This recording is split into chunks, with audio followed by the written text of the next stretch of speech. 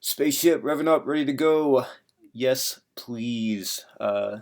What's up, fam? I hope you like my track that I put on. It's an older track. I just want to share cool stuff with you every week.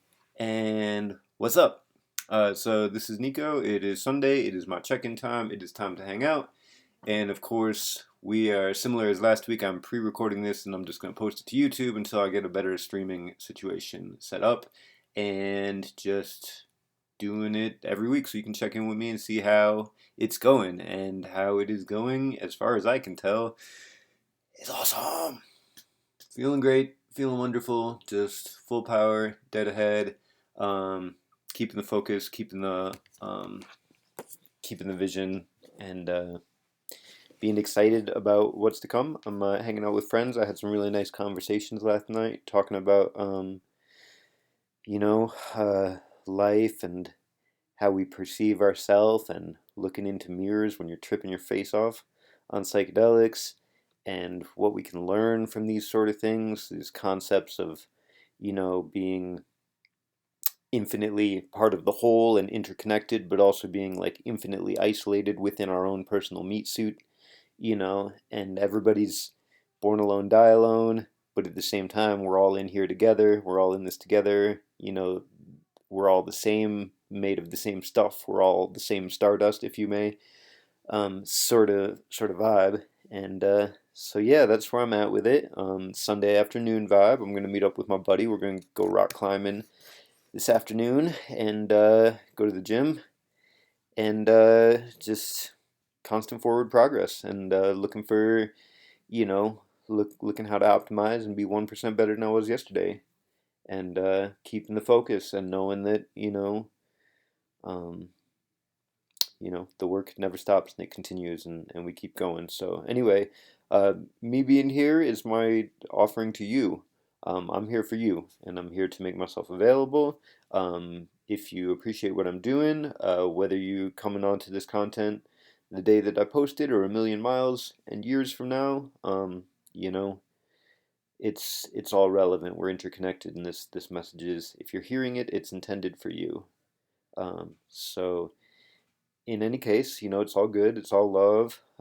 We're all kind of just marching to the beat of the universal drum, and days and nights and cycles. And we're coming up on the winter solstice, and I intend on doing some, shamanic soul-seeking purification, wintertime seed planting, intention creating activities. And I encourage you to look into your soul and figure out how you can be the best person that you can be, and walk your path with honor and dignity and grace, and uplift yourself and those around you, because that's what it's all about, and so that we can be happy and smiley and free.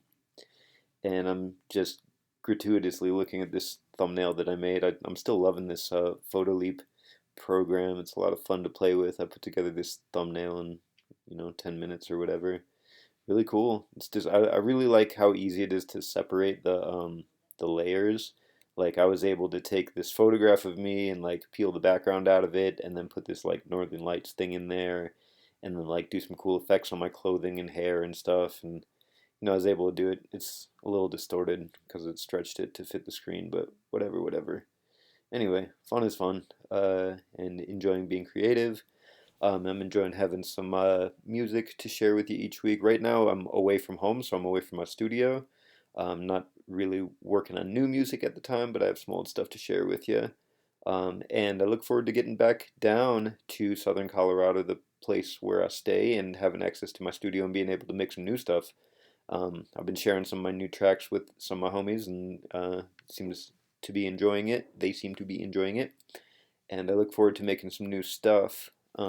So just getting to that place of stability where I can spend more time in the studio and be focused and make some cool stuff. I'm enjoying working on the visual art aspect for these thumbnails, and messing around with some of these like AI art generators that are pretty cool, and showing off some of the positive creative sides of artificial intelligence, or neural networking, programmed learning, however you want to conceptualize it. I don't fully subscribe to the idea of artificial intelligence, because a program in my understanding, can only be as intelligent as the intelligence that programmed it. So I don't think human beings are smart enough to create something that is smarter than them, right? I don't know. There's a level of abstraction there that is we got to consider.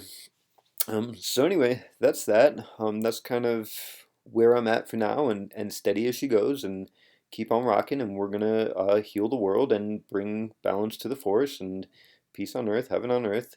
Mount Meru, Shambhala. We're gonna ohm around the magnetic mountain and ascend to the heavenly heights one day at a time. And we're doing it together, and it only gets better. And I hope you can get down with the magical, mystical vibes of it, because the objective scientific rationalization stuff is not as much fun. Um, it's not as nice of a way to live life. And we're just becoming aware of like the quantumness of it, where you know, you should never be ashamed to follow your bliss and to live your best self and your highest self, and to live that with gusto and enthusiasm. So I encourage everyone to lean into their best selves and to be the best they can be.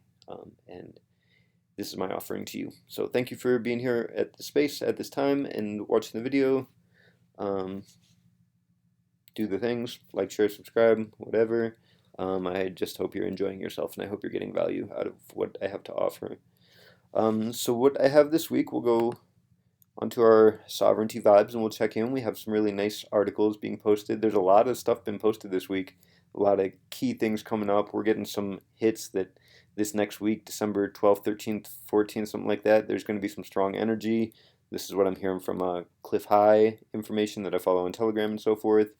Bix Weir talking a lot about, silver is showing some indicators that they're not making their deliveries and stuff like that.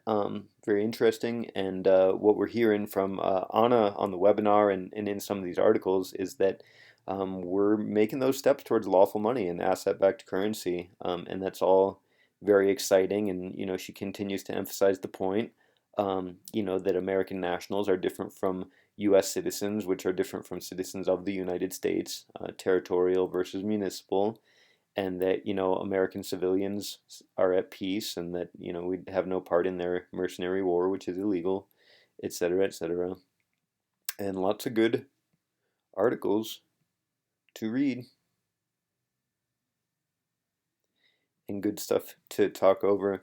One thing I just wanted to cover is this sovereignty stuff. I guess I'm kind of talking about it as if everybody understands what it's about, but I just felt like I would give like the 80-mile above overview of what actually is going on. Like, people see this flag here and they're like, what is that flag? It looks like an American flag, but it's different. And that's the American peacetime civil flag. Basically, the stars and stripes as we know them with the horizontal stripes is a wartime flag that's basically um, has been used to perpetuate a state of war since the end of the mercenary conflict known as the American Civil War. So anyway, the overhead view is basically that the American Civil War is never properly concluded. That we, the people, had delegated our rights to foreign corporations that were supposed to provide us government services in good faith, and they basically provided government services with no faith at all, and have tried to enslave and in debt us perpetually, by creating spin-off corporations in our names, without disclosing this to us. And of course, contracts under conditions of non-disclosure are fraudulent and invalid. And this goes back to the birth certificate, which is the first contract that basically brings your corporate person into existence. And it's all done under maritime admiralty law. And because there's no conditions of full disclosure, it's all completely illegal and unlawful. Um, but but we can correct this by correcting our status and returning home to the land and soil as Americans, and regain access to our constitutional rights and basically take the employer's position and take back control of the country, restore the constitutional republic. So that's kind of what this is all about. That's what we're doing. So lots of good stuff on that. You can buzz over to the American States Assembly website, the AmericanStatesAssembly.net or tassel.americanstatenationals.org, and this has all the information you need to know. Continue your education. Lots of educational information.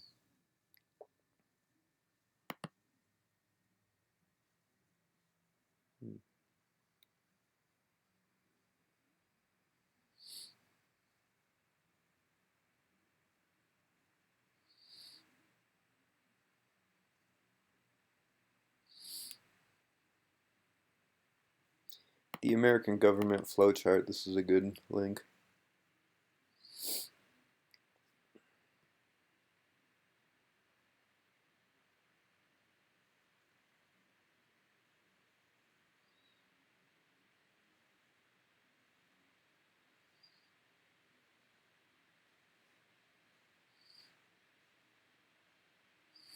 Here we have Federation of States, the United States of America unincorporated, the British Territorial United States, the lowercase as a article, United States of America, and then the Papist Municipal United States, the United States, and this is your name in all capital letters, all caps names, etc. Third of our actual government has been inoperable since 1860. And the remaining foreign operated federal subcontractors usurped upon the powers of our missing American subcontractor and continued to operate on an emergency basis. Stole our identity, impersonated us, and gained access to our credit by fraud and misrepresentation. And these are the things that these recent articles that Anna's been posting are about. Is basically, how do we regain access to our credit, and who is how to get custody of our own assets, the assets backing the American unincorporated republic. So, in any case, these things are ongoing. We had a nice discussion in the Colorado State's Assembly call this week. If you are whichever state that you're in, you can find your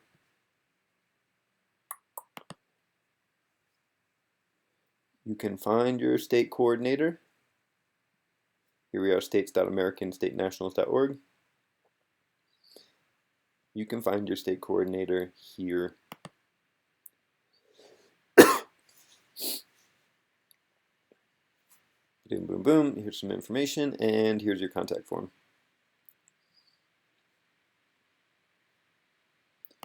So this is the best way to get involved and the best way to get started. I sincerely believe that this is the path forward for us to find peace in this world and to overcome these foreign corporations that have usurped our government and have been basically, if the British Queen comes in here and starts bossing you around, Lisa, like, what are you going to do about it, huh? Well, we're going to exercise our constitutional rights, and you can imagine what that means in that context. Our God-given constitutionally protected rights, to be more accurate. In any case, very exciting. This is the work that needs to be done. Anybody that's into that would like to pursue the path of correcting their status and getting involved in sovereignty, this is one of my favorite conversations to be had. Leave a comment, and I'm happy to walk with you, and we can do it together. This is really important. Like, anybody talking about voting in their corporate foreign elections it's not the way, and you only validate them the more that you register your car and sign, their tax forms, and et cetera, et cetera. You're saying, oh yes, I consent to being an employee of a foreign corporation playing the game of government rather than our natural land and soil based American constitutional republic of living people, etc., etc. So I hope that all makes some sense to you. I'm real happy to be having this conversation. And any conversation about sovereignty and protecting and preserving freedom is a conversation that I want to have, and expanding freedom, and figuring out my freedom ends where yours begins, figuring out the boundaries of freedom, and figuring out how we can respect one another's freedoms, that both of our freedoms expand at the same time, in proportion. Uh, I think that's great, you know. So, I think there is a thing of freedom, that with freedom comes responsibility. Is like, some people want to say, like, well, my ultimate expression of freedom is pedophilia or necrophilia, or, harming others in one way or another. And, you have to understand that there's limits and boundaries to freedom, in the sense of my freedom ends where yours begins, and that we're all in this together. Nobody has more intrinsic rights or freedoms than anybody else. And also, at the end of the day, like, you know, freedom is not just hedonistic, do anything that you think of all the time for no darn reason, just because you can. Um, there is also, we have to remember, the freedom to say no, and the freedom to use discernment and discretion. And I think this is something that we will be wise to take into consideration. Sure, yeah, like, um, we could all just do dumb stuff, and blow our potential, and blow our sacred opportunity to make the world a better place, and to participate in this experience in a good way, just by being frivolous and selfish and dumb. Um, but I think we'll find that that's not where that doesn't bring us the greatest amount of joy. And I think the cool thing is that when you express your freedom in the purpose of expanding joy and whatnot, that's a benefit that everybody gets to participate in. And so I think there is a win-win-win, an infinite winning situation where everyone tunes into the vibe of what's best for everyone, and that everyone receives the corollary benefits because of that. A rising tide raises all ships. Well, what if we can get on a vibe where everyone is always raising the tide, little by little, etc. And we had a nice little conversation last night about, the law of, I guess it's the law of frequency, the Hermetic laws. Basically, everything has a frequency, and a rhythm to it, and what goes up must come down. But when you're aware that our life goes this way, in a series of peaks and troughs, and it's kind of an up and down thing, we can mitigate this by understanding when we're on a down cycle, and we're in a challenging part, and it's the dark part of the year, and it's the dark part of the month and the new moon, and it's a dark part of our own biorhythm, and we're just kind of depressed, and we're in a funk, and we can't figure out why. These are the moments when we have a capability to recognize which part of the cycle we're in, and say, hey, I'm in a low place, but God bless the lows, which is what my brother says, and I agree, because it gives us that perspective to appreciate the highs that much more. Um, and we know that nothing can stay down forever.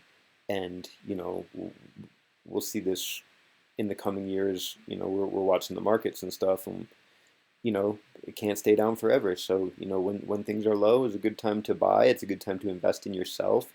When you're feeling depressed and you're feeling sad and challenged, maybe even having suicidal thoughts, or giving up thoughts and stuff like this, these are the times when you have the most potential growth, because those are the times you can double down on your commitment to self, and say, you know what, it would be real easy to give up here, and a lot of people have given up here, and a lot of people could give up here, but I'm not a lot of people. I'm me. I'm a fucking champion, and I'm a champion because I choose to be, because in these moments, we we don't break.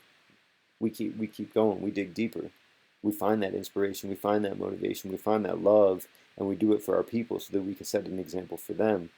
What example would I be setting for the people I care for if I give up when things get hard? I want them to think of me in their times of travail.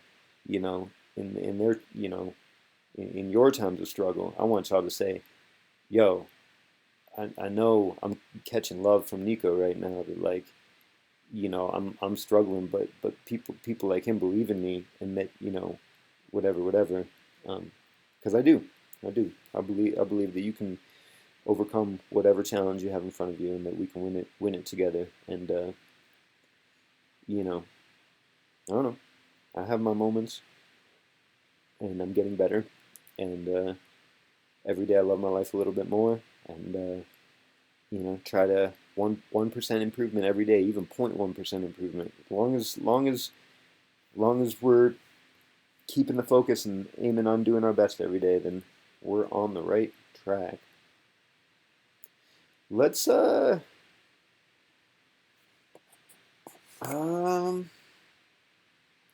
want to pull up some cool sacred geometry stuff. See if I can find some cool sacred geometry stuff. I haven't been like...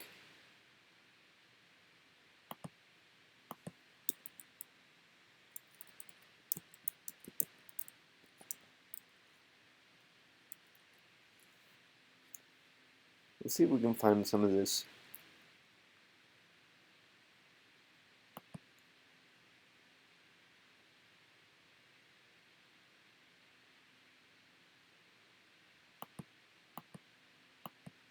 This is a really interesting series. A lot of the diagrams that I really got a lot of help from the Flower of Life series came out of this book. A lot of stuff about sacred geometry, and as you can see, there's like interdimensional, intergalactic stuff.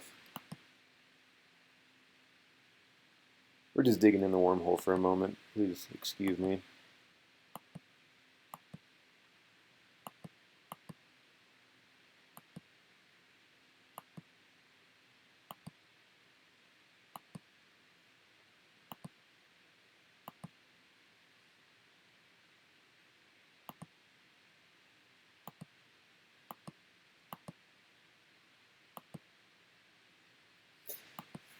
I'm not seeing anything too interesting here. As far as diagrams, like this content is all really fabulous. Some things to ponder. Just this series is so thick. As you can see, just this volume is 1,000 pages, and there's 4 volumes, and it's somewhat dense. But this Matrix series by Val Valerian is really good.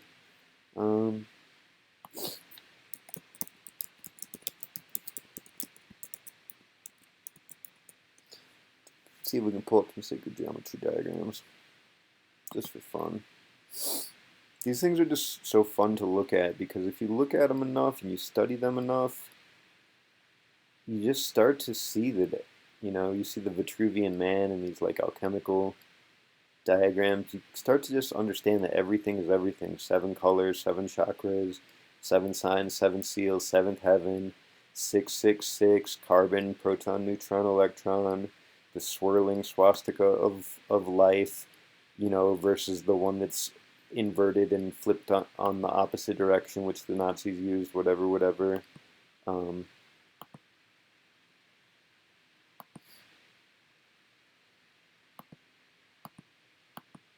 Bigger, bigger.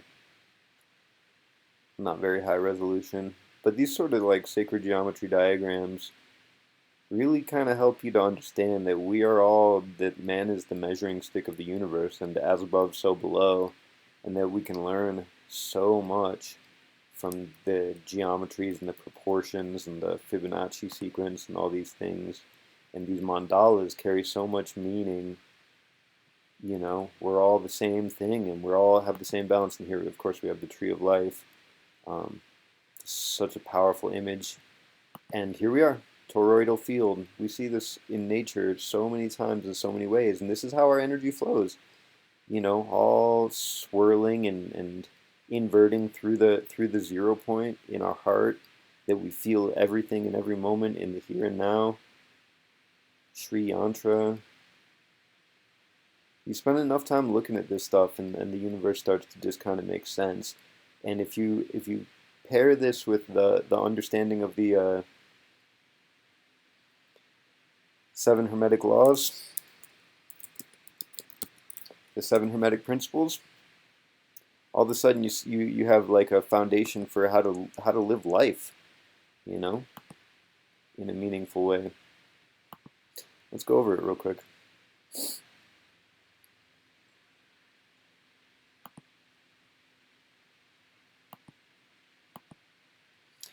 Low resolution again. Principle of mentalism. The all is mind. The universe is mental. Everything starts from the seed of a thought Principle of vibration. Nothing rests, everything moves, everything vibrates. The only constant is change. Principle of correspondence. As above, so below. As within, so without, etc. Everything is everything. What happens in the macrocosmic in the universe happens at the microcosmic within an atom. Principle of polarity. Everything is dual and has poles and opposites are identical in nature but different in degree. Difference between hot and cold. The temperature is the same quality, but hot and cold are different only in degrees. And in order to get from hot to cold, you have to go through warm.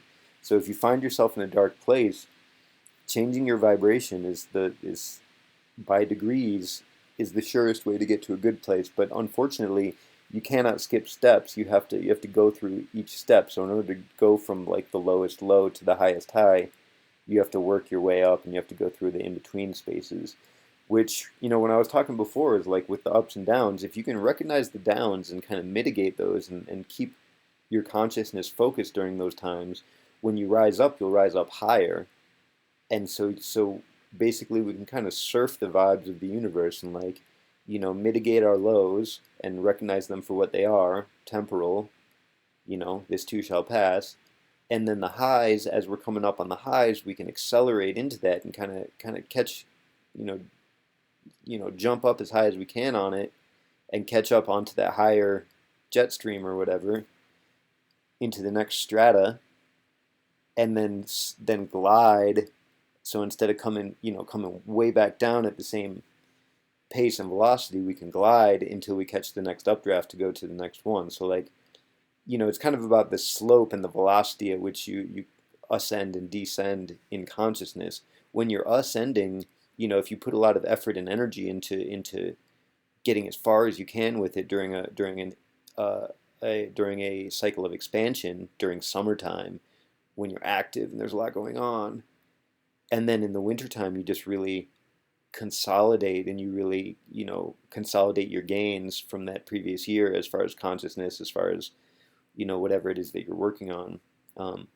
It's then you can find yourself in a higher place, and all of a sudden, like the bad luck, misfortune, struggles, scarcity stuff that may have affected you at a lower vibration, it doesn't manifest into physical form. It just sits in your subconsciousness.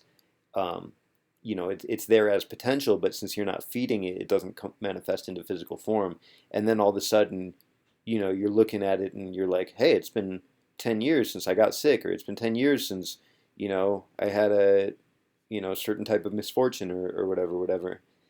And just keeping that good vibe and carrying it and giving thanks and praise and all these little tools we have, when hard times hit, pop the champagne, because the fastest way back to the good times is to get a good vibe going.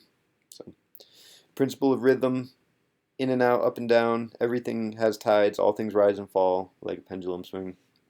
Cause and effect, also known as karma. Every cause has its effect, every effect has a cause. Principle of gender. Gender is everything. Everything has masculine and feminine principles. Also, electric and magnetic principles. Also, active and receptive principles, however you want to call it. And the principle of gender is largely having to do with that attraction and interplay between electric and magnetic forces, and also procreation and recreation, also pronounced recreation, like fun, and the dance and interplay of those forces, that the forces of attraction actually cause creation, because when you're attracted to someone strongly enough and you unite, then you can make a baby and start the cycle all over again, etc. Here we see it with kind of like cool little diagram to help help make the point strongly. Similar thing.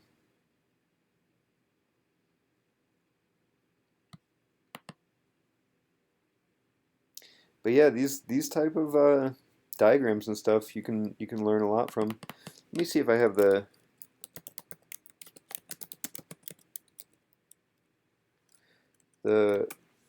this one I came along a little bit later. This is from Egyptian tradition, the 42 Principles of Ma'at.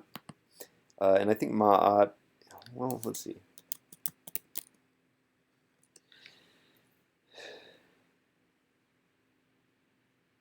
Ma'at was the goddess of harmony, justice, and truth, represented as a young woman, so perhaps an archetype of Isis, sometimes depicted with wings on each arm as a woman, or with ostrich feather on her head, etc.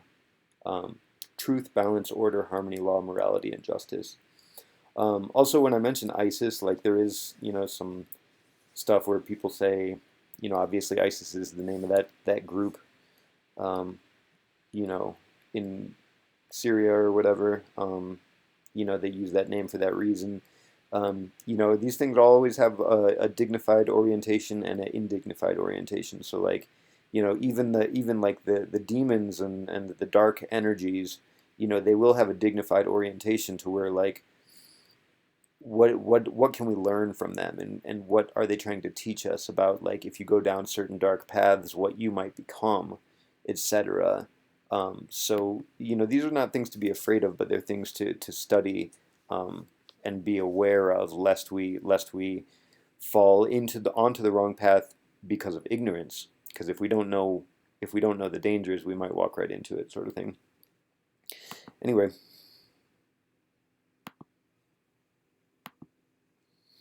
Yeah, I haven't gone so deep onto the spiritual stuff the last couple weeks, so I just want to kind of show you like, yo, I have I have this knowledge, I have this ability, and I'm happy to learn, and share and teach, what I know, and I've been deep down these rabbit holes, and at this point, yo, manifest heaven on earth. There's nothing else. Do your best every day, be your best self, carry the vibe. We're manifesting heaven on earth. Let's go. That's it. And I can go over these diagrams and these laws and lessons, and concepts, so to help drive the point home. But at the end of the day, it's like, we're doing sovereignty and freedom and crypto and financial competency, so that we can be truly free, so that we can be truly follow our bliss in a meaningful way, so that we can create heaven on earth, and that we can share it with one another, and that we all of our needs will be met. The Lord is thy shepherd; thou shalt not want. When you surrender to higher spirit, and you surrender to a higher purpose, all of your needs are met, because the universe will align with you, and put the things in your path that will help you get to where you need to be, because it is a self-preserving system. The universe knows that when you align with it, its best interest is served when it helps you get to where you're going, sort of vibe. And when you tune into that, miracles happen straight up.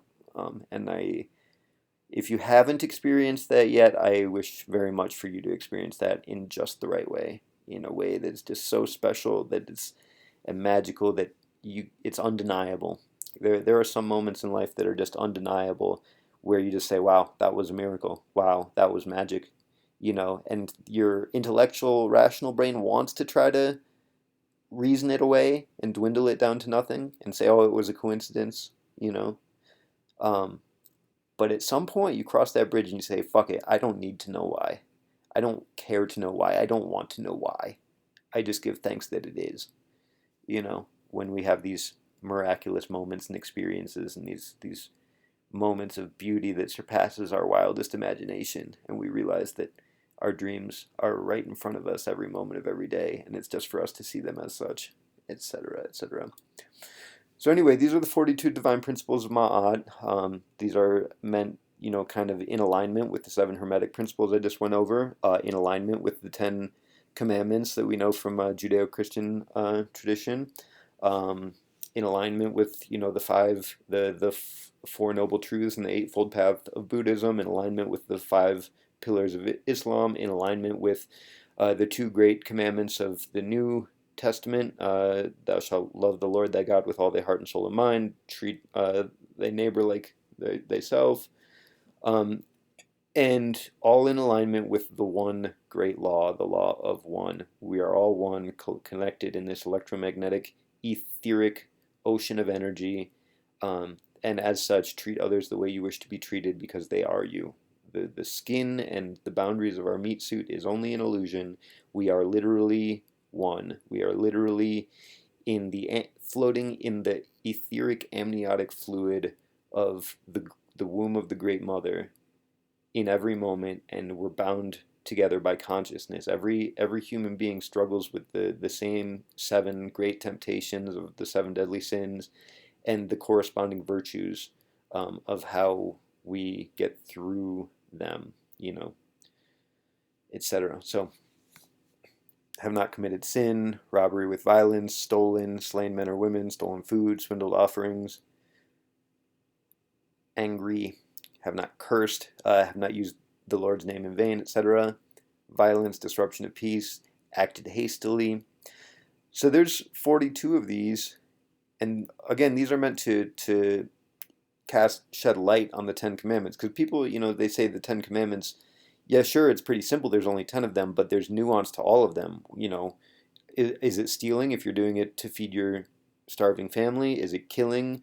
If you when you walk on the grass and blades of grass are killed by your stepping, where is the balance in this? Where is our consciousness? How are we supposed to honor these commandments when there's such nuance in them? So all of this is just meant to shed light on those things, but in reality, these are all supporting ideas which support the one great law, which is the law of one. Treat others, not just humans, but like all living beings, all experience as if it were you, because it is. Everything is a reflection of your own consciousness. So treat others the way you wish to be treated, and to the highest level, so that our love can be reflected infinitely everywhere for the greatest good, etc. So that's the mystical breakdown for today. I recommend The Ancient Secret of the Flower of Life. I recommend The Holographic Universe, I think Michael Talbot. I recommend the Kybalion, Kybalion. I recommend the Emerald Tablets of Thoth the Atlantean. When you see this symbolism and you start to see it in the mainstream world, I recommend the Mr. Astrotheology stuff, the Santos Bonacci stuff on YouTube. I recommend the Mark Passio stuff about, the influence of, Satanism and symbolism in mainstream culture that we've seen. Once you recognize it, once you see it for what it is, you can't unsee it, and you say, holy cow, like this legitimately is a spiritual battle for goodness in the world, and we got to be on our tip-top shape, shining bright behavior, so that we can do what we're meant to do and be what we're meant to be. Walter Russell, Bertrand Russell, I think.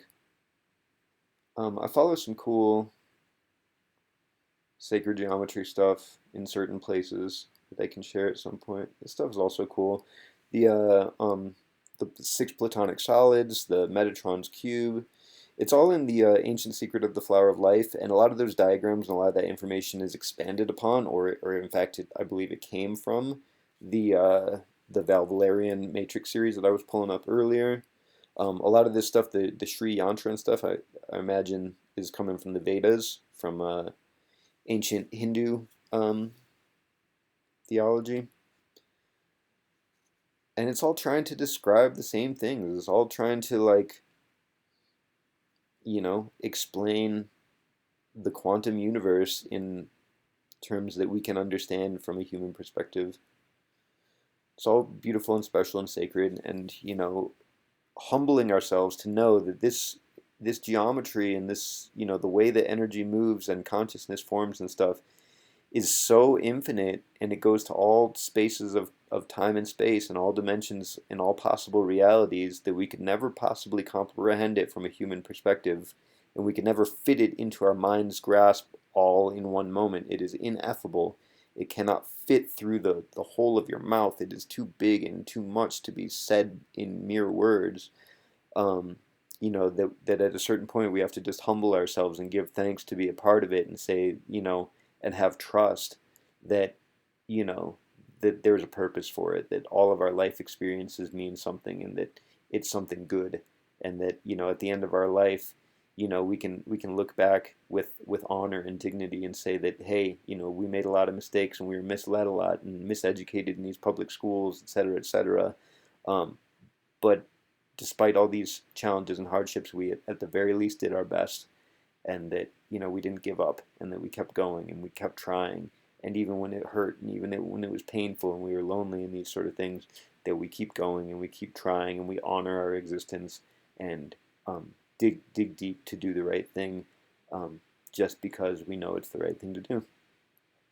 And so, you know, all this stuff led me to the realization of why sovereignty is so darn important. You know, the spiritual sovereignty comes first. You say, whoa, if I'm an electromagnetic being that can choose my own consciousness at any given moment, then, you know, and that the universe will aid in whatever consciousness I choose to operate with, um, that why don't I choose freedom? And then why don't I choose to share that consciousness with the world so everybody else can enjoy freedom, and that we can all be free and all be happy? And if I can manifest anything of my choosing, why don't I just shoot for the stars and manifest darn heaven on earth?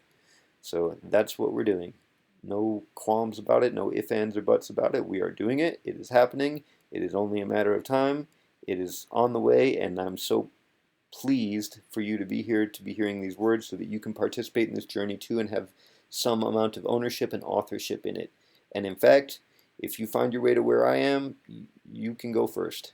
You know, enjoy. I will, you know, you can have the first step, you can light the torch, you can carry the torch, etc. I just want for all the people that have love in their heart and commit to goodness and are willing to sacrifice and humble themselves in that way, to make it to the promised land, you know, and we'll be there together, and I will, you know, I'll be so pleased to see the look on your face when you realize that it's all real, you know, because I crossed that bridge at one point and I said, wow, it's all real. It's all real. All the good parts of what spirituality, of what religion, which is a dumb Latin word, Latin origin word, is supposed to be, that part is real. All the administrative, bureaucratic, institutional bullshit that got stapled onto it is, in fact, actually satanic objective reductionism. They're taking the infinite magical mystery of things that we can't ever fully understand from a human perspective, and trying to quantify it and reduce it into things that can be bounded and caged, basically. And, you know, you lose the magic when you do that. The expansiveness and the imagination and the magic and mystery and wonder and joy of life is where these things become possible. And in fact, all things become possible. So we got to change our perspective and change our thinking on this. And even to our like most deeply programmed assumptions about the way that about what humans are and the way we interact. About, do we need physical food for nourishment? No, we don't. You know, we can gain nourishment from our breath, of course, from just water, of course, but from the prana from the sun and from the magnetic energy emanating from the earth and these sort of things. And for most people, they're not receptive enough to it to get enough sustenance from those things. So, you know, sure, yeah, we still use physical food as necessary, but it's not fundamentally necessary. And our concepts about aging and um, about death. Um,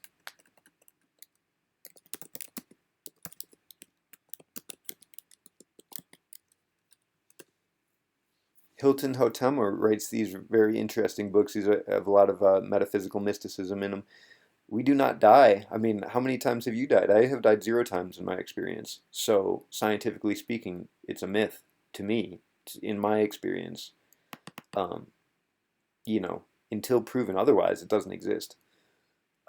So, from that scientific perspective, like, you know, um, we'll see. But I think it's entirely possible. I mean, I know it. I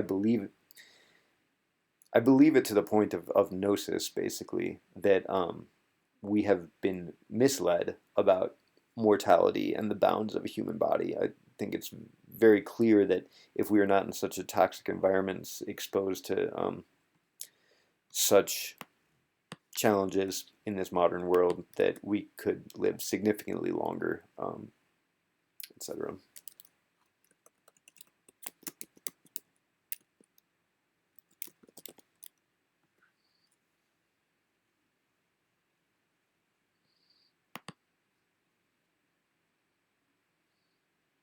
Well, there's this book, We Do Not Die. There was another book, I thought it was called We Eat to Die, but basically saying that, like, everything that, look at all these books. Look at these fantastic books. And these are older. He was coming from a different time and a different era, but if you see it from the perspective of this esoteric knowledge, there's a lot of truth in these sort of things. But basically talking about vegetarianism, not eating stress hormones of animals that are being killed and the toxicity that comes from that.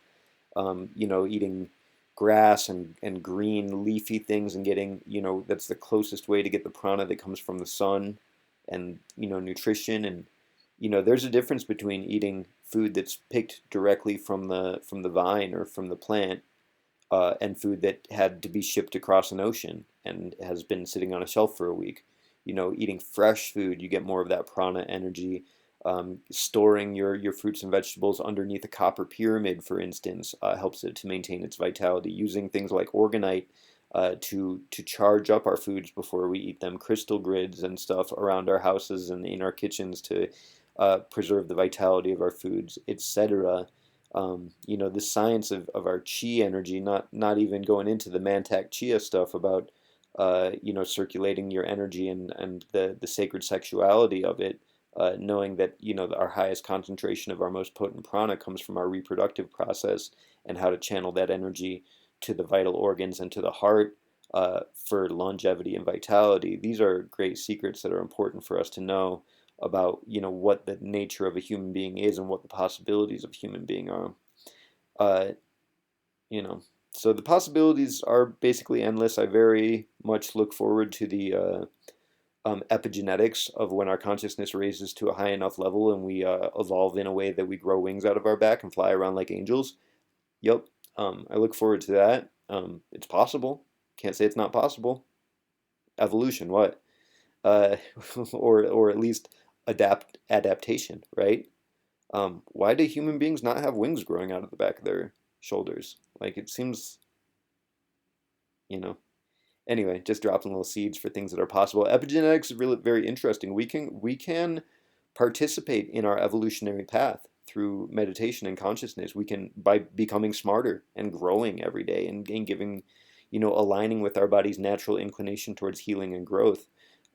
Human beings now are bigger, stronger, have more developed and intricate characteristics than they did 100 or 500 years ago. The adaptation of living beings tends towards greater degrees of complexity and greater degrees of aptitude and capability as time goes on. So who knows what the limits of human capacity could be in 100 or 1,000 years or a million years. Why not? Why couldn't we grow wings out of our back and fly around like angels? Why couldn't we develop extrasensory perceptions like the children in China that can read uh, from books with blindfolded with just their hands? This is in the Flower of Life book. And remote viewing and co-location and extrasensory perception, ESP, stuff like this. There are these are well studied phenomenon that are they're in the branch of science that's occult science, so it's hidden from the mainstream reporting and whatnot, but it's science nonetheless. These things have been documented extensively. People gaining access to information in dreams that they didn't know in their waking consciousness, and then they wake up and they write it down, and it's the key to some major breakthrough for them. Stuff like this. There's so many examples of that stuff happening, and we will do ourselves a great service to open our minds and our imaginations to these sort of possibilities, um, and also just healing in general. Spontaneous remission of cancers, spontaneous healing from a variety of different diseases and afflictions. And we talk about sound healing, we talk about light healing, we talk about scalar technology. Let's look at some scalar healing devices. I'd like to get one of these actually, and offer these kind of services. Um, these are basically emitting frequencies of light that you can wand over damaged body places and offer healing. And this is going to be the new wave of healing and so forth. Basically, you can, like, for cancer or whatever, for any type of affliction, it has a wavelength and a resonance, and you can, if you can create the opposite wavelength and basically phase balance it by hitting it with the exact opposite frequency of what it is, it disappears back into the ether. Basically, it's like sound. If you take a sound wave and then you flip it upside down so that its phase is exactly 180 degrees from the original, um, it cancels itself out and you get silence. And so when you apply this sort of wave-based thinking towards healing technologies, you can find the resonant frequency of a virus, for instance, if you believe in germ theory, um, and find the opposite frequency, and you can melt that stuff away and reduce it from your body. Here we also see just ionization. Grounding technology is basically negative ions or positive ions, I forget which one, get built up in your body, and it causes toxicity, it causes oxidative stress, free radical damage, etc. And by grounding to the earth actually can receive our extra electrical potential and help to balance us out so that we can maintain good health. And a lot of these technologies are about that as well. For instance, even just looking at a screen right now, it's sending you a steady stream of photons, which can damage your electromagnetic balance. So, one reason why turning off your screens, an hour before you go to bed helps you sleep better. Get more healing in your sleep. Whenever you've been inside for too long or receiving too much of this energy from what you're doing, it's always a good idea to go outside with bare feet and put your bare feet to the earth and get that connection and discharge some of those ions, etc., etc. Grounding mats are real nice. If you're sitting at your desk, you can plug a grounding mat into the ground plug of your just regular socket, and you put your feet to it, and it'll actually help you discharge your ions that way, etc., etc. So I've been going on for some time. I did a little bit deeper dive onto mysticism and stuff than what I have been doing recently, so I hope you enjoyed that. Take a little bit of a look at our charts. We're going to switch gears and talk a little bit about crypto stuff, and then I'm going to move on to my life, go to the gym and get some exercise in.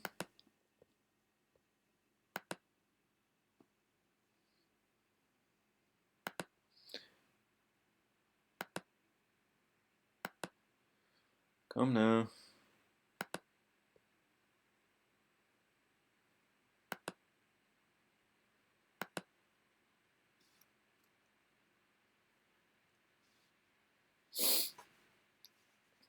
So it was a little bit quiet last week. We've seen a lot of sideways action in the markets this last week or so. I'm going straight to crypto, but we could also take a look at. Well, I guess let's start where I like to start. We'll look at the macro. Can I get the advanced chart?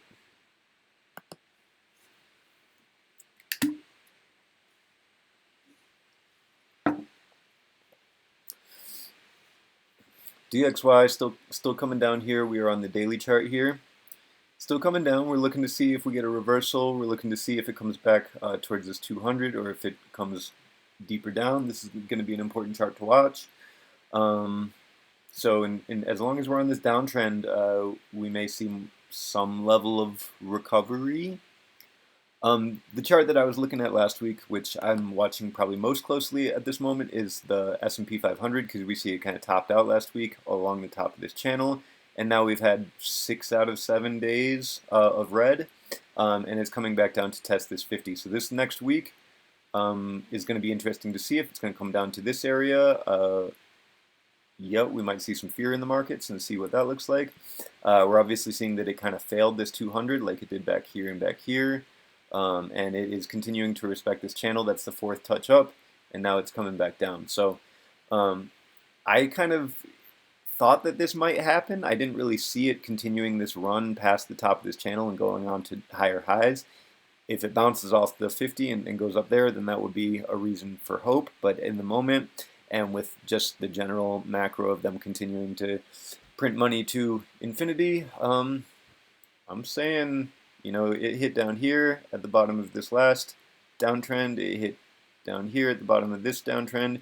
So, somewhere in the next, before March, kind of in this area, we could certainly see it down. I mean, if we see it down to where it hit the last two times, we could be looking at the S&P down around 3,300. And if I see that, I'm going to probably be a buyer of a lot of stuff. I would be looking to deploy some resources there and get into some of these coins at lower levels. I can kind of go over some coins that I'm looking at buying. Let's look at Bitcoin for one. As I mentioned, Bitcoin's been mostly sideways this last couple weeks. This was the FTX dump. We saw it came down below this main trend line, which it's held for the last year, since last November. We saw it break through with some volume here on this day, but really not much conviction following through there. It hasn't even touched back up to the 50-day moving average. We're seeing perhaps resistance here. Put a little line there. If we see a breakthrough here with some conviction, we could, expect it to perhaps come through with some volume and then come back down to retest, which, if it wanted to go up further, would be a good place to consider a short-term entry for like a swing trade or something. We are seeing this overhead resistance from this other trend line. Let's go to the weekly chart so we can see it in a little more detail, or a little bit longer timeline. This trend line that I'm showing here is basically coming from the first high of 2021 at 64,000, coming down through some of these. Let me see where I like this trend line. There's kind of a subtle art of placing trend lines. Do I want it on the body of the candle or on the wick, etc., etc. But in any case, we saw it kind of followed here, and then we saw some touches here, and the weekly candle closed right on it. Here we see some wicks down below it, but then closed above it. So this, and here we see it as resistance. So this kind of less steep trend line could come into play as resistance if we see Bitcoin come up towards here. And of course, in order for it to go up at some point, it's going to have to catch one of these trend lines as support and say no more to the downside. Perhaps this trend line going all the way back to previous cycle high. I think I drew that line on the monthly chart. You can maybe see it here. Yeah, this is going from the cycle high back in 2013 on the monthly chart. Seeing a couple wicks here. This lower one where it wicked down to before, this would be like perhaps a wick down in like a major panic. This is the COVID thing. So theoretically, I mean, if there's a major panic sell, here's we were seeing kind of like some. You could draw a support line right here. In a major panic sell, yikes, we could see Bitcoin as low as maybe like 7,500, something like that. Here we see the weighted volume. What is this indicator called?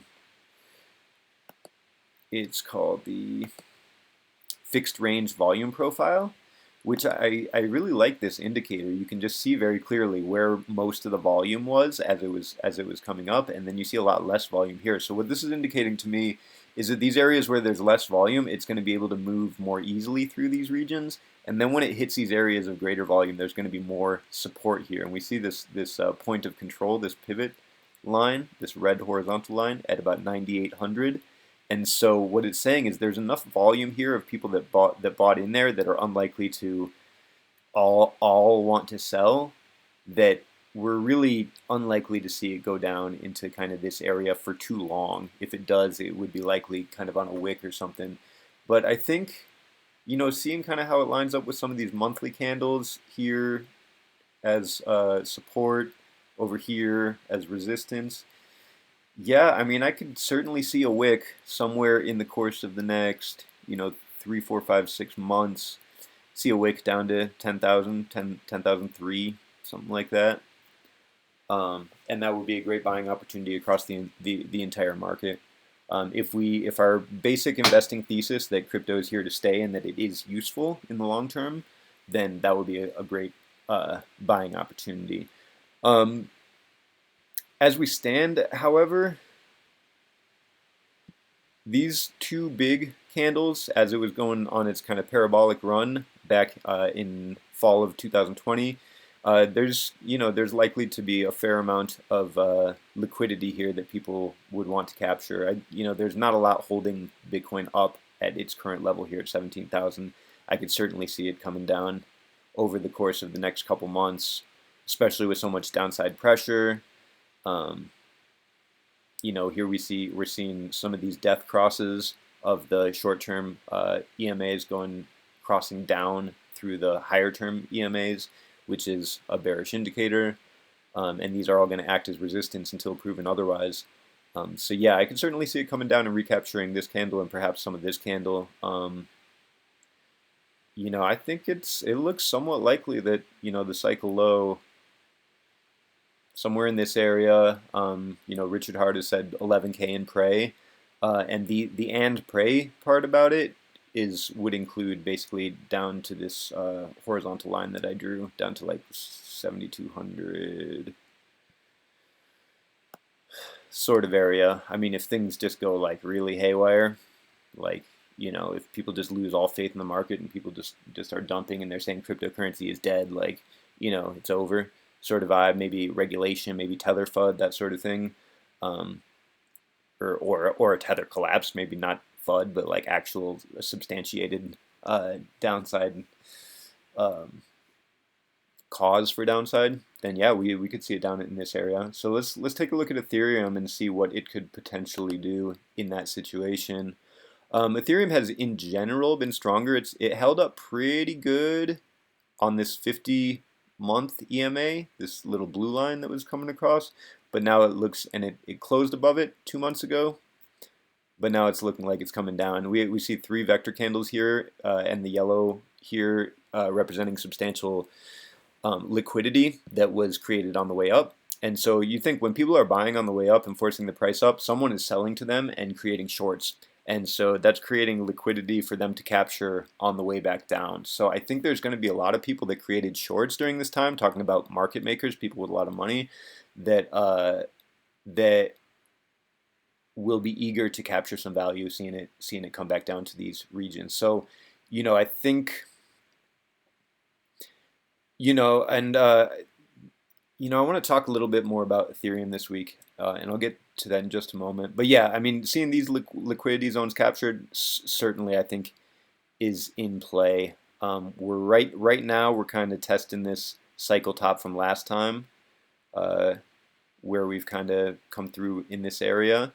We saw it touch down to a low of 880 back in June, and it's still downtrending. I think there's still a fair amount of empty space down here below Ethereum. To capture this liquidity would bring it back to about 400. I think, for ETH, anywhere in this,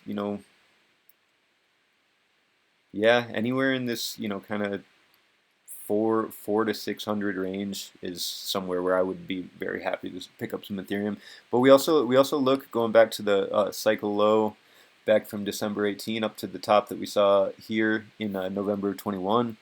The volume, the fixed volume weighted profile is all the way down here at $170. So not saying that it would touch that, but it's saying that until it reaches down to kind of this region here at about 265, until it reaches down there, it doesn't have like firm support where you can feel good that like it's not going any lower.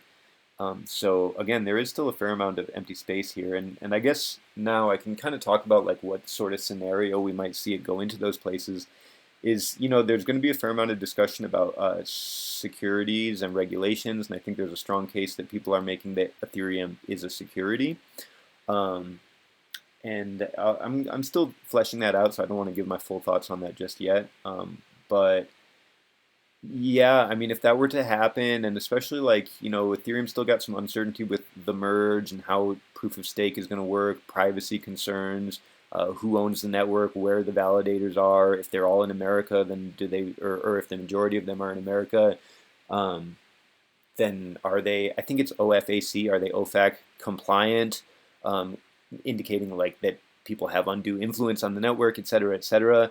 And also the fact that Ethereum, like, it still is expensive to transact, even in the heart of a bear market. You're spending $3-5 to make a transaction, which is like the reason people got into crypto is so that they could, so that they didn't have to pay $30 to wire a bank fee to get their funds from one place to another. Well, I mean, right now in the heart of the bear, we're still paying $3 to $5 for a swap.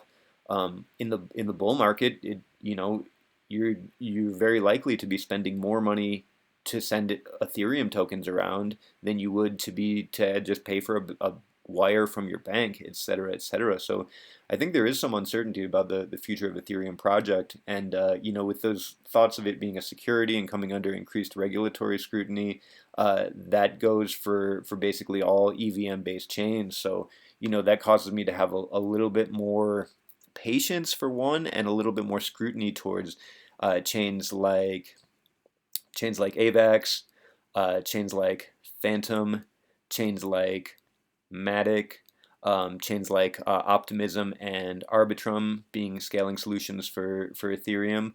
And we'll just have to wait and see. But having said that, like Ethereum is still the second biggest coin in the market, and if you could pick it up at any of these places in here, between maybe, well, starting at, I would probably start looking pretty seriously at picking up at scaling into Ethereum positions if we see a touchdown below 800, and then I would start going like a lot more heavier into some positions anywhere down around $500. Um, Over the course, this is a monthly chart too, so like over the course of the next 6 months or so, I think these would be possibilities. Like right here is a pretty, looks like it would be a pretty strong support at 343. There would probably be reasonable support here at about 530. So that would be a dollar cost averaging kind of scaling in sort of situation. Take a look at the Phantom chart. I really like Phantom. It's just fun to play with, and I don't know. I don't know why. They've got like a pretty well developed DeFi ecosystem. Um, Price I'm looking at for that would be, I've got some like a limit order in around 5 cents. I would love to see it come down to some of these prices. Anyway, I'm talking about DeFi ecosystems. The one coin that I have had on my radar, and I think is an important one to be aware of, that basically has the patent on DeFi and is in a lawsuit against Coinbase, and depending on how it shakes out, could really throw this whole concept of like free, of like this basically DeFi free for all that we've seen over the last couple of years into question. That whole narrative is Veritasium, and Reggie Middleton has the patent on basically peer-to-peer transactions, which is the foundation of DeFi. Right now, it's trading at about $50. He was sued by the SEC. He won. He got awarded the patent for DeFi, and now he's been basically spreading the um,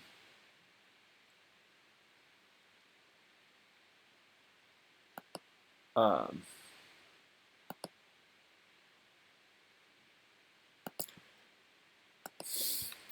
I don't know why it signed me out of all my accounts.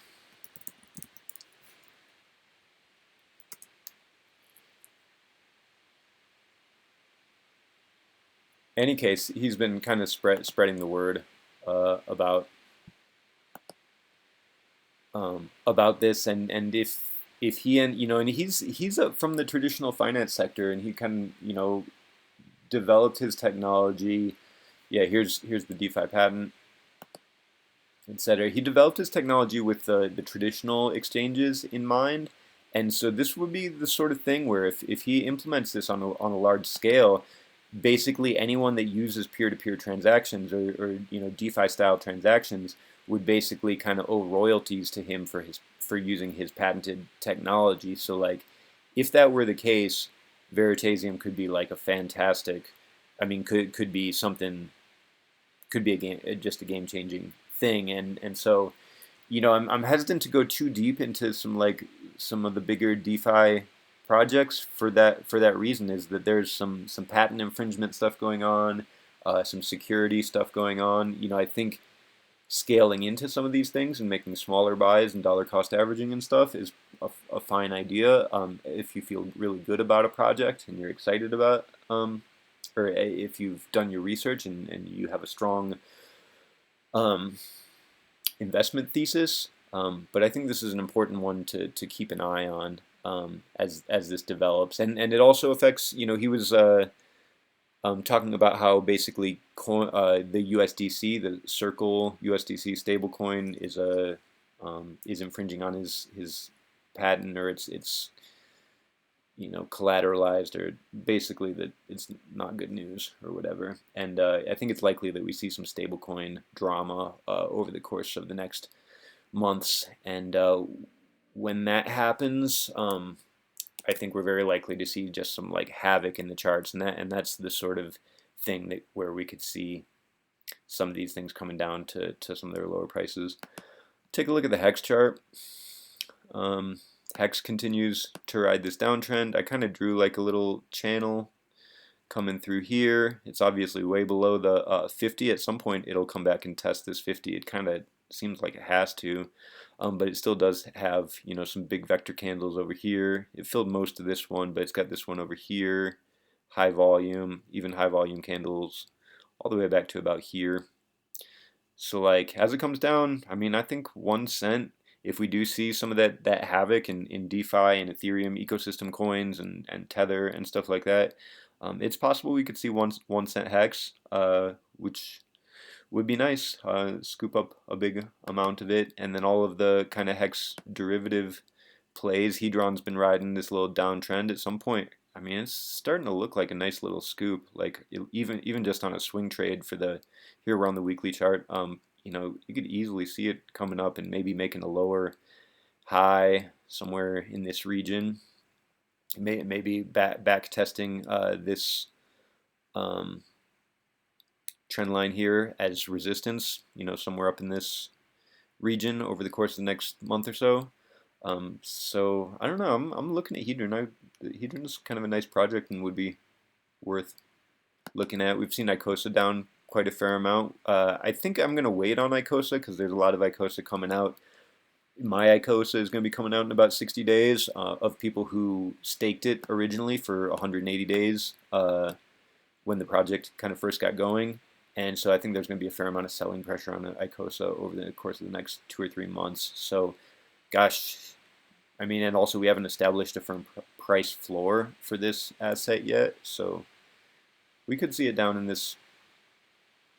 I mean, who knows? There's no real price floor, and there's going to be a lot of supply coming out over the course of the next couple of months. So we could see it come down.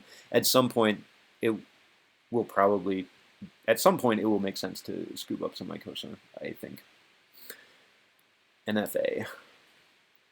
DESI is another coin I have my eye on. This is the 10-year staking pool for Hex. It's a very big stake, so they get a large, bigger pays better bonus, and at 10 years they get the full longer pays better bonus. So this looks really nice. We're just kind of waiting for lower lows and seeing what the whole macro does before making any real plays. Atom has shown some strength in the last couple months. We're seeing it to start kind of a downtrend. Seeing some kind of like channel activities. If it tests down towards the bottom of this channel, if we see some downside action, pick an Atom up at about $3.50 or $4 could be interesting. This is one of the layer 0 interoperability chains. Pretty interesting. We see DOT. Layer 0. If they ever have functional technology and they do something, DOT could be nice to have somewhere. We see this area over here would be likely to provide some pretty strong support. If we see it down around $3.80 to $4, could be an interesting place to look at some DOT. I have some DOT staking just for no reason, just to hold a little bit, because I think DOT was created by Gavin Wood, one of the original Ethereum developers. So there's some brain power in that project. I don't know too much about it, and they haven't really put out a real product yet. But it is what it is. What else do I like? Illuvium, we've seen. Illuvium's got some like cool gameplay stuff coming out. It looks like it's going to be a pretty darn cool game, and it's been riding this solid downtrend from below. They've got a lot of brain power and a lot of development going on. So as far as the GameFi space, I'm looking at Illuvium. I'm looking at Jewel here from DeFi Kingdoms.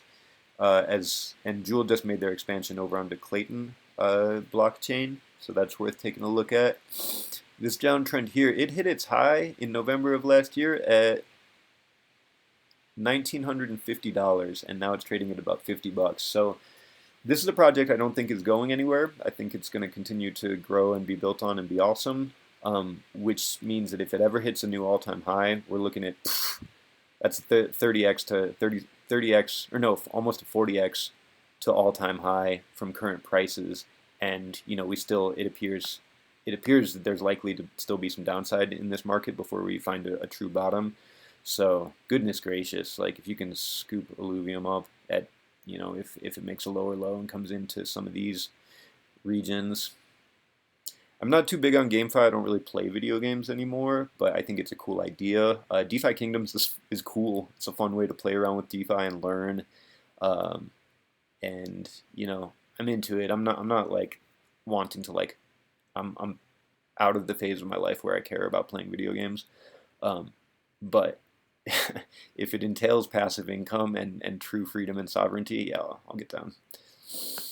Matic has held up really well compared to the market in this bear run. It hit a low at about 32 cents, and then it really had a nice little V-shaped recovery and spiked all the way back up to about $1.28. It hit its high back here at about 290. Matic did one of the biggest parabolic rises that we saw. It went from about 1 cent, 1.5 cents or so, all the way up in its first rise to about $2.60. That was about 260x. So you put in $100 and it turns into $26,000. I think you would feel pretty good about that investment.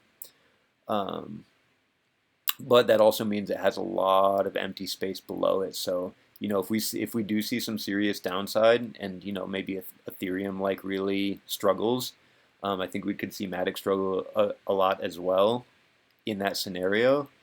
And the support here is at about 30 cents. But if it loses 30 cents, there's so much empty air below it that, we could see it work its way all the way down to this 2 to 3 cents range. And at that price, I would be very interested in Matic.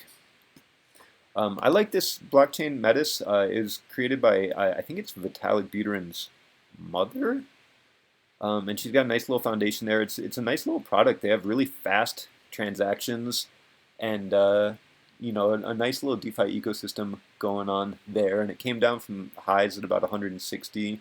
And it's been playing around in this area with a low here at about 14.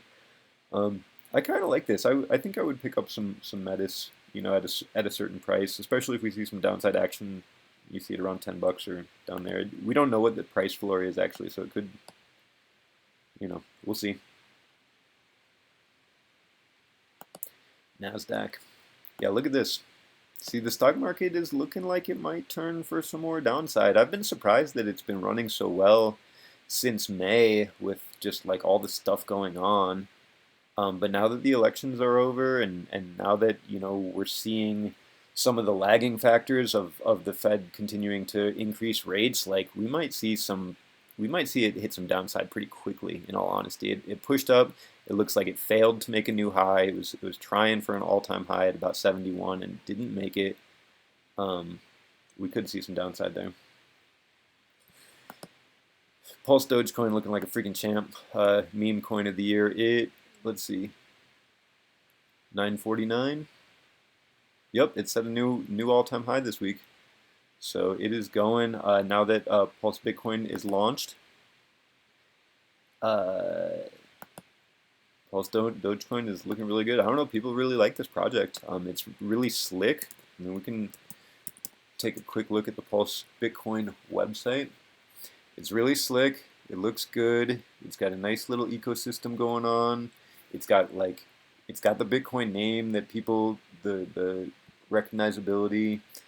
You can mine it into existence yourself, passive income. Cool looking project. I've got some miners going, and I'm getting some Pulse Bitcoin going. And especially when Pulse launches, you get free copies over on Pulse Chain as well. Yeah, I kind of like this little ecosystem. I'm kind of off a Rune. I think they're not doing enough development, and I think they're aiming for too complex of a technology, and Yeah, I'm over it. I'm not even going to talk about it. Solana's dead to me. I never really owned any Solana. It did such a big run up and it hit such a high, and now it's been down so much. And also, the blockchain just hasn't worked that much. It's been down a bunch of times. Um, so. Team, I have my eye on. Theta, I think, is becoming a good buy. It's coming down into this range, like down this range around 60 cents. You know, I bought Theta like all through here at $7 and whatnot, and I've been holding it forever. Like, you know, I think Theta is likely to be a transformational technology with expansion of broadband, but it was just the macro, just too much bearishness in the macro to hold up that price after it went parabolic. I still like Theta as a project, and we're getting into a real nice buy zone. So if you're interested in Theta and you don't have any, this is starting to look pretty nice to me.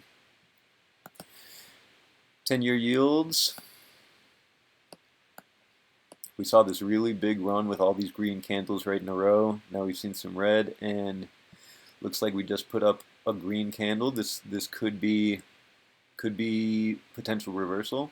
If we see it put together another green candle or two, that would if the 10-year bond yields go up, that would likely see the S&P continue down, as we saw it starting to move down, and that would likely drag all of crypto down with it as well. So this is an important one to keep an eye on. We see some green candles going this way, market down. And we see Zen Crypto still putting on red candles, which makes sense. I mean, the inflation is highest at the beginning. This is, you know, the time. If you believe in the project, it would be a time to get in when the inflation is at the highest, knowing that it's designed for the inflation to slow down a lot. So, you know, for a long-term hold, like, it doesn't cost you very much to put a mint or two on Ethereum. You can still get reasonable rates for a longer, you know, if you're willing to mint for a year, you can still get, you know, 10 or 20 million Zen, I believe, and just sit on it and see what happens. After 8 years, when the inflation curve really tops off, you're going to be minting like max of like 10 Zen per day.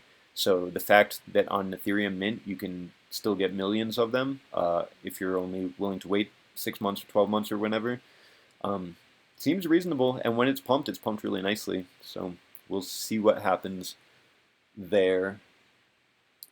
And that's all I really have to say. Take a look at the charts. I hope that was helpful. Happy to answer any questions or comments. The one other thing I will say is, you know, if the crypto stuff is not interesting to you or it's going over your head, now the silver chart I don't put much stock in because it's all manipulated on the COMEX, except for the fact that when people see buying, they're going to want to buy. So at some point there will be retail pressure that actually sends the price up, and you know, they won't be able to suppress it as much as they want to. And when silver pops, I think it's likely to pop big. In fact, I'm seriously considering just putting crypto in the back seat for a moment and accumulating some more silver, because I think silver is likely to do big moves first, as you know, we see some uncertainty in the macro and see more downward action in some of these other charts that I've been showing you. And if people flee into commodities, we could see silver pop first. And if silver does something wild, then you can always sell your silver and get into crypto positions that you like. And I look forward to that happening. I think that's going to be really cool. I mean, because right now, like, I don't have the disposable cash to be picking up Ethereum at $1,200 a pop. I mean, what am I going to buy? One, half a one, you know, 2/3 of one. You know, like $800 is still a fair amount of money to me. So like, whatever. I would love to see this come down to, you know, $300-400, and you know, and save up some money and be able to pick up 10 of them. But what I would like even better is to see silver go to $3,000 or $4,000, and then be able to pick up ETH at $300 or $400. Yeah, that sounds real nice. So we'll see. In any case, if the crypto stuff is overwhelming to you, or you're not hearing the language that I'm speaking, I strongly suggest physical silver in your own possession for the times to come. At least some amount. Having zero amount of physical silver right now is like shooting yourself in the foot and then running a marathon. Like, it's not where you want to be, in my personal opinion. Having money sitting in a bank is an invitation to have it stolen, in my personal opinion. I keep only what I need for my ongoing expenses, but anything disposable I have gotten out of the bank and into investments, because there's a risk reward to everything, and the risk of keeping money in banks that are that are teetering on bad things happening in the macro, and all of these indicators saying that there's instability in some of the biggest and most heavily influenced markets of our civilization, indicates that it's a good time to be defensive with your money, and that includes taking it out of banks and putting your assets in your own possession. So don't say I didn't warn you. This is why I'm doing this financial literacy part of it. If it was like good old times and you could just put your money in an index fund and expect a 10% return, and build your picket fence dream that way, then I would be recommending that. But times have changed, and that is not what we're looking at right now. It is time to think out of the box. It's time to be strategic about how you deploy your resources and assets, and take ownership and sovereignty over your own financial future. It is not a time to get lost in the sauce and think it's all good and that your money is safe in a bank. Not financial advice, but that's how I'm looking at it, and I intend to win. I intend to win super hard, and I think there's a lot of opportunity when there's fear in the market and there's chaos, and we're seeing big downward candles. Look at all this red. Boom, boom, boom. Be greedy when others are fearful. Be fearful when others are greedy. And hedge your bets appropriately. Risk management, asset management. And invest in your personal health. Like my in all of this, my feeling is that, like, hey, even if these investments don't work, I'm young, I'm capable, I'm strong, and I'm ready to get after it. So, when you're 30-something years old, being wiped to zero is an invitation for excellence. It says, hey, now's your chance to prove it. Ain't nothing like rock bottom to build a foundation. You know what I'm saying? So, we don't have to go there, but if you do find yourself there, dust yourself off and write a winning story. So whatever challenges you're finding yourself at in this moment, I love you and I believe in you, and you can win. So let's win together. Okay, so that's that. I've been going on today. I did not intend to be going this long, but here we are. So what's up? Enjoy the extra Nico time, the extra time with the Wicked Wild Wombat. What is up? Okay, so now it's the fun time of the week. We are on memes of the week. So I'm going to share some of the memes that I pulled up. I have decided to, well, let's just see. Here we go. Here's some of the sacred geometry diagrams that I'm showing you. We see Metatron's cube, star tetrahedron. So beautiful. You see, this is actually a cell replicating, and we see the sacred geometry of it. We see the toroidal field that we are a part of, that is at the center of our being. What else we got? Here we go. Pressurized environment cannot coexist with a vacuum without a physical barrier. Therefore, Earth's atmosphere cannot coexist with the vacuum of space without a proper container. That's physics. I don't know. Gas will float away if it's not contained by something, right? Okay, then.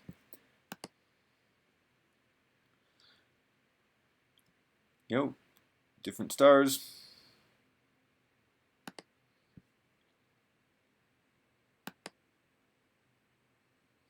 Thoughts are electric, feelings are magnetic. Together they create the electromagnetic field that attracts all things to you. We can start to see the toroidal fields, see the spiraling energy coming out of our heart chakra, etc., etc. Very beautiful. Attorney generals released the transcript from the 7-hour deposition. Could not cite a single study supporting the use of masks throughout the 7-hour deposition, and reportedly based his advocacy on the observations of a single guy relying on reports from a dictator. Jerk off.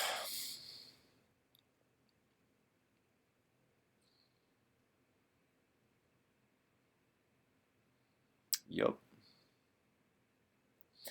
If I don't comment on one of these, I don't have to comment on every single darn meme, but I'll just leave it on the screen. You can look at it and enjoy it yourself. Got some memes on germ theory. Doesn't appear that germ theory is correct. I think terrain theory is has a very strong case to be made. Any skilled microbiologist could purify a virus in just a few hours if it existed. Unless a virus has been purified, any claim relating to that virus is at best wholly unfounded and at worst outright fraud. No virus has ever been purified, not once. There is no virus. No problem, but be aware, if you want to believe differently, that that's religion and not science. Science says no virus has ever been purified, not once. One irrefutable fact and its two inescapable conclusions. What I just said, no scientific basis about virus as a mechanism for disease. No merit to any of those things.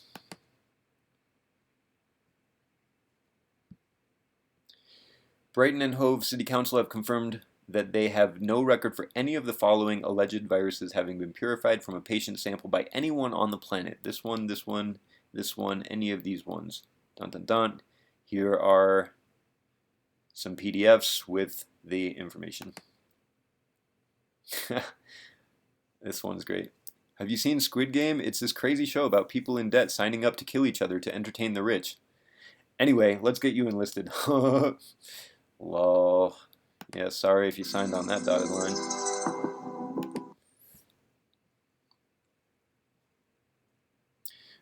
Yeah. Look at this infographic. Yeah, look at this chart. Look at this chart. 17, 18, 19, 2020. Whoa, whoa, whoa, whoa, whoa. What happened there? That seems a lot bigger than those other years. It's almost like something happened that relates to why this is so... Yeah, okay. You get the point. Trust in news collapses to historic low. I don't know if there's anything below zero, but that's where I sit on this stuff. Mainstream news. SMD. Let's go. Ooh, isn't that pretty? I like it. That's pretty.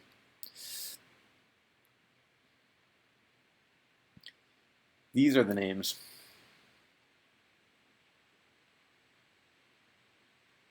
There's a book about this.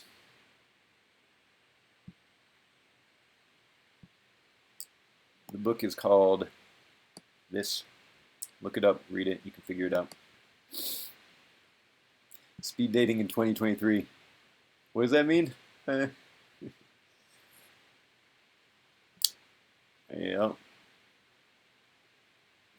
Yeah, I've been hearing this a bit. My dad, quote unquote, got the thing, quote unquote.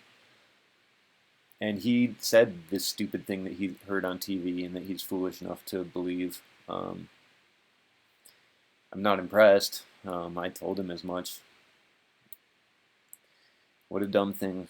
What a dumb thing to think. You're gonna take that thing 5 times and then you still get the thing that you took it to not get, and you want to pretend like, yeah, okay. Experts. The world is overpopulated. Also experts. Take this. Yep. This is industrialized medicine for you. This one I like. When you see a meme that shits all over you and your opinion, but you can take a joke and aren't threatened by memes. Damn, I feel attacked and I love it. Yes, indeed. I love and respect and protect people's right to free speech and freedom of expression. If you want to hate on me, and meme bomb me or whatever, have at it. Have at it. Go for it. Loving it. Love it when you express yourself freely. Let's go. And here we go. This is like the NPC hierarchy. A little Pepe on guitar, being artistic and cool. No clue where the F this is, but yeah, you can read it. Lol.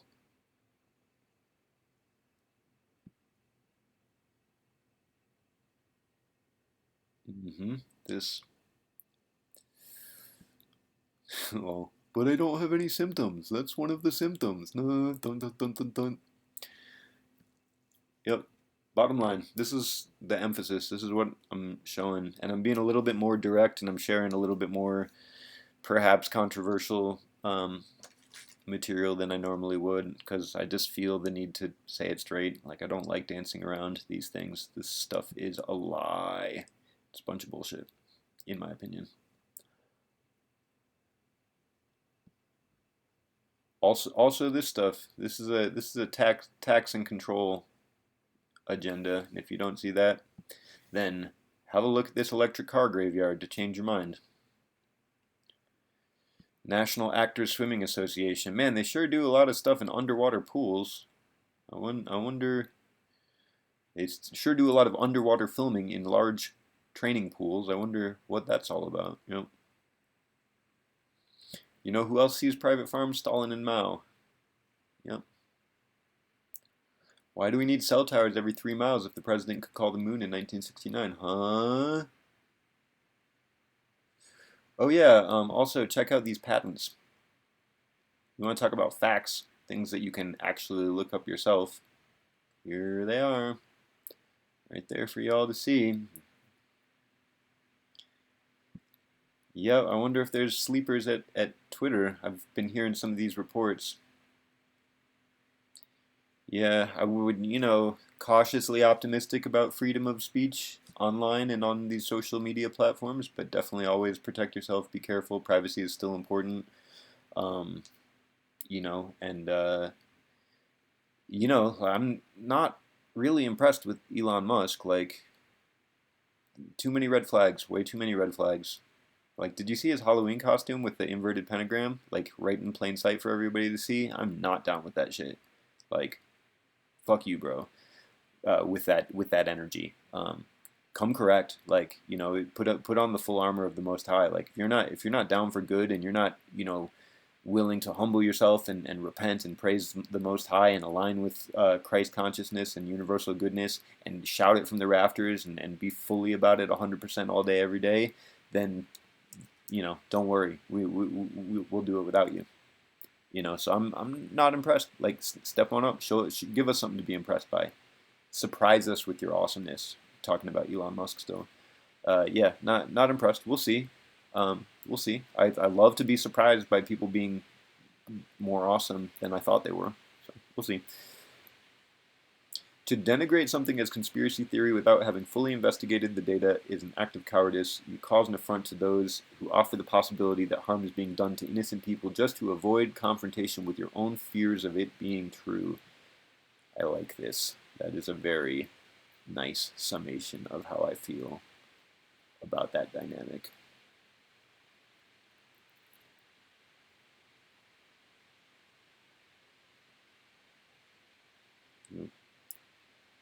And just to be straightforward about it, never forget the goals.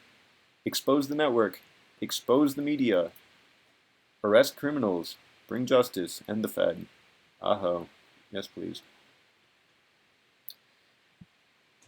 Interesting information about this woman. Connections. Casting for this company. Yup. Look at this. Fucking Canada, what are you doing? Telegram, this is where I get all my great memes from. Feeling it. Hey, look at this marketing campaign. I think they are spot on with that one.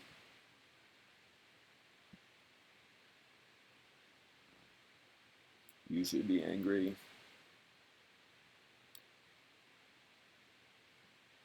Yep, I like this. 2007, a bowhead whale was killed in Alaska by local whalers. They found a tip of a harpoon embedded in its blubber that dates back to the 1800s. A whale had survived 130 years, then died 12 years before this. Yeah, that part. Yep, stormtroopers lining up. And here is the breakdown for these Twitter files thing that people are talking about. FBI had this thing in 19, knew it was real, held weekly meetings about disinformation. Story is censored with help of Twitter. Nothing to see here, etc.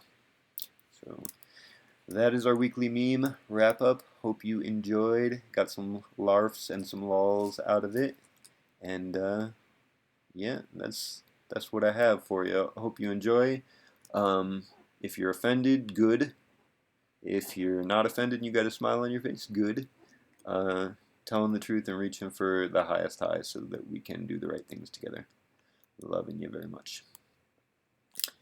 And that is a long ass video. I went on for a lot longer than I thought I would, which is great. And I will post this video and we'll see how it goes. Thank you for spending your time with me this week. And I'll see you next week. And we're getting closer. After this week, I'm intending on going back home and having access to my studio and stuff. And hopefully, I can figure out a streaming solution to where we can do it live and I can field live questions and we can have some interaction. I don't prefer to pre-record it this way, but it's just a current necessity. But we'll get there. And at the very least, I'm committing to making a video each week so we can catch up and we can be on the same page. Please like, share, subscribe, just because it helps the algorithm, etc. Make a comment, whatever. And I'm honestly like, really, I just want to get to 50 subscribers because then I can live stream from my mobile device and I can jump on YouTube and live stream easily from my mobile device anytime I choose. And I would like that. So please throw me a subscribe and grab your friends and get me up to 50 at least. And then beyond that, I don't care so much. That's where I'm at. And yeah, so that's it. I hope you gain some knowledge, some insight, some inspiration this week. And you know, carry the vibe, keep it steady, and keep doing what we're doing. I love you very much. We got this locked in. Do your best. Do no harm. Stick with it. And knock you down 8, get up 9. Knock you down 9, get up 10. Let's go. Full power, all the way to the top. Love and light. Wholeness and balanced vibrations. All the way, all the way. All one, all one, all one. This is Nico the Dreamer, December 10th, 11th, Sunday. Signing off with love and joy and gratitude. Until next time, friends, be well and take care.